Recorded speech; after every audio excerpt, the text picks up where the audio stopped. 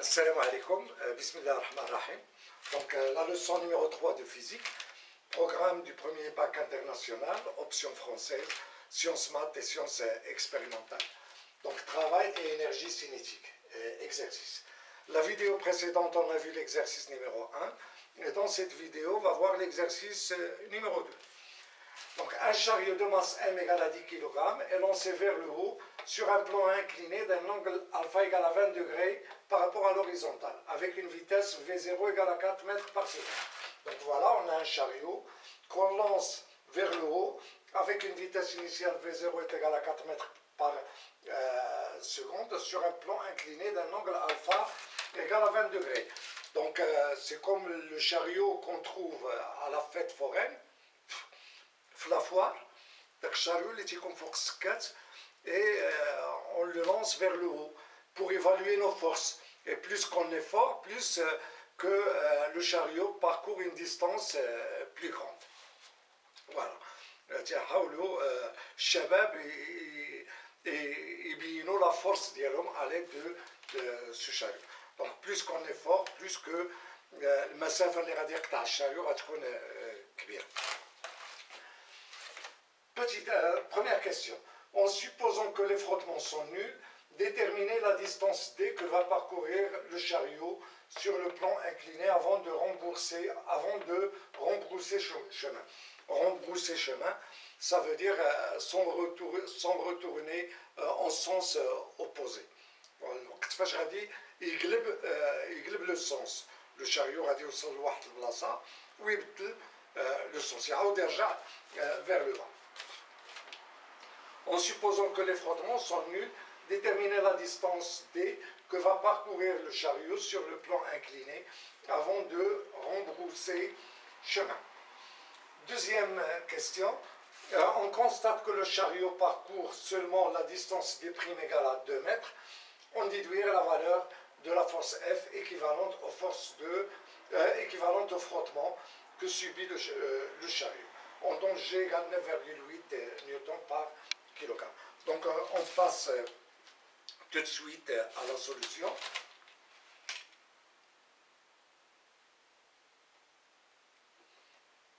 Donc vous mettez pause à la vidéo et essayez de voir, essayez de chercher la solution avant de revoir la vidéo. Donc première question. Bon, tout d'abord, voilà, en supposant que les frottements sont nuls, déterminez la distance D que va parcourir le chariot sur le plan incliné avant de rembrousser chemin. Donc tout d'abord, on va faire le bilan des forces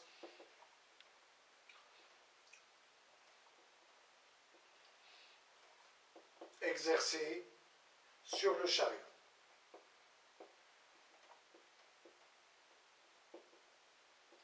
Voilà, il y a le poids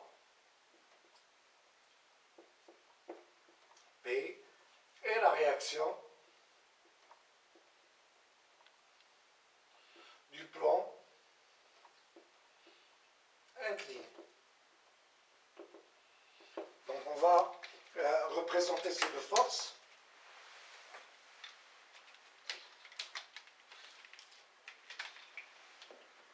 Voilà, donc on a le poids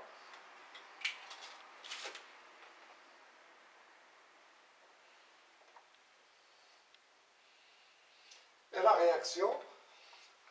Bon, exercée par le plan incliné, donc la réaction elle est perpendiculaire au plan incliné parce que les forces sont,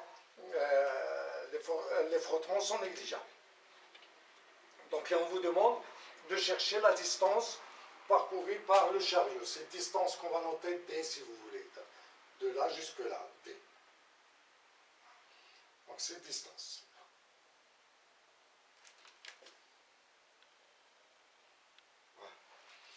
Lorsque le chariot arrive là, il rembrousse chemin. Ça veut dire qu'il s'en retourne en sens opposé. Voilà. Donc pour chercher T, on applique le théorème de l'énergie cinétique. On applique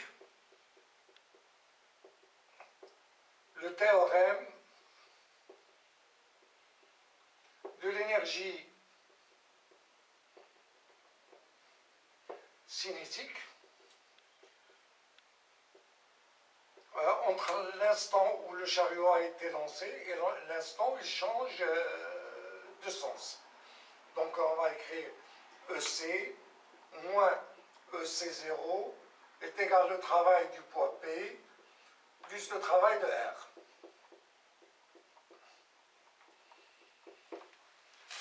Voilà, EC0 c'est l'énergie cinétique initiale. EC c'est l'énergie cinétique initiale, c'est-à-dire à l'instant où le chariot a été lancé. EC c'est l'énergie cinétique du chariot au moment où il change de sens, voilà, il retourne en sens opposé. Voilà, donc lorsque le chariot retourne en sens opposé, on a EC est égal à 0. La vitesse s'annule, puis le chariot voilà, prend le sens inverse. Voilà, ça veut dire qu'il descend. Donc on a EC est égal à 0, donc on a 0, moins EC0 1 demi M V0 carré est égal au travail de P. Le travail de P, puisque le travail, le chariot monte, donc le travail est résistant, ça veut dire que le travail du poids P est égal à moins mg H, plus le travail de R. Voilà, le travail de R est égal à 0, car R est perpendiculaire à la trajectoire.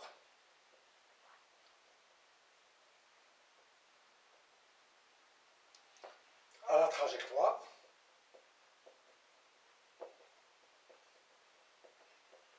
le travail de R est égal à 0. Il nous reste moins 1 demi mv0 au carré est égal à moins mgh, on multiplie par moins 1. Donc on a 1 demi mv0 au carré est égal donc à mgh. Et pour trouver h, on a d, on a alpha. Il suffit d'écrire que h est égal à d fois sinus alpha. Pourquoi? Parce que sinus alpha est égal au côté opposé sur l'hypoténuse. Donc h est égal à d sinus alpha. Donc 1 demi m v0 au carré est égal donc à mg fois d fois sinus alpha. Donc d est égal, donc on simplifie par m là, ça nous donne v0 au carré sur 2g sinus alpha. Donc application numérique, d égale v0 c'est 4 au carré sur 2 fois 9,8 fois sinus 20, et tout calcul fait vous donne t à peu près égal à 2,4 mètres.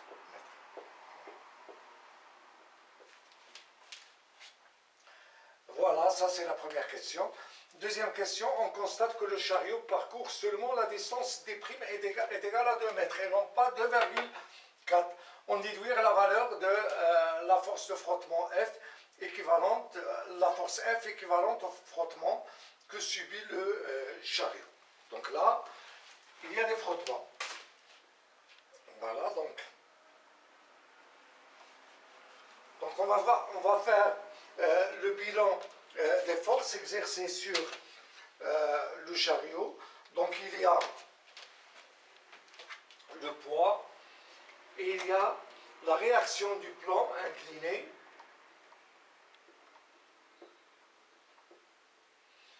R du plan incliné, mais cette fois-ci R n'est pas normal, n'est pas perpendiculaire au plan incliné, et on écrit que R possède deux composantes, une composante normale et une composante tangentielle, plus RT. La composante tangentielle, c'est la force de frottement.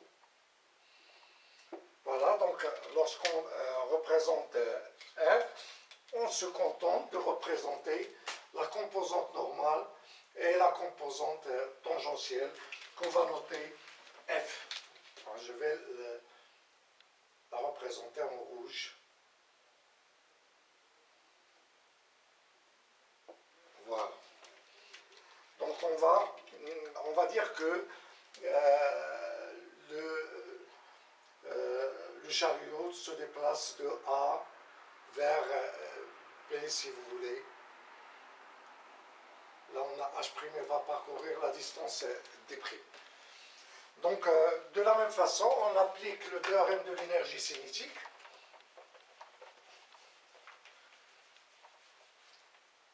Donc on applique le théorème de l'énergie cinétique.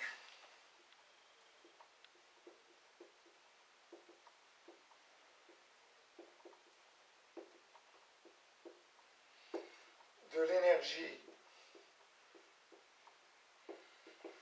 cinétique, à savoir que EC moins EC0 est égal au travail de P entre A et B plus le travail de Rn entre A et B plus le travail de la composante tangentielle, c'est-à-dire le travail de F entre A et B. EC c'est 0. Voilà le travail de P est égal à moins mgh', puisque c'est le chariot monte. Le travail du poids P est négatif, puisque c'est un travail résistant. Donc moins mgh qui est égal à moins mg d' sinus alpha. Voilà, entre A et B. Le travail de Rn entre A et B est égal à Rn scalaire AB, qui est égal à 0, puisque Rn et AB sont perpendiculaires. Le travail de F entre A et B est égal à F scalaire AB, qui est égal à F fois AB fois cosinus l'angle entre F et AB, voilà, et qui est égal à 180 degrés. Donc, cosinus 180 degrés est égal à moins 1. Donc, moins F fois AB, AB c'est D'. Donc, on remplace EC c'est 0, moins 1 demi M V0 carré est égal au travail du poids P, c'est moins mg d' sinus alpha, plus le travail de Rn, c'est 0, plus le travail de F, c'est moins F fois d'. Donc F, donc voilà, il sera égal,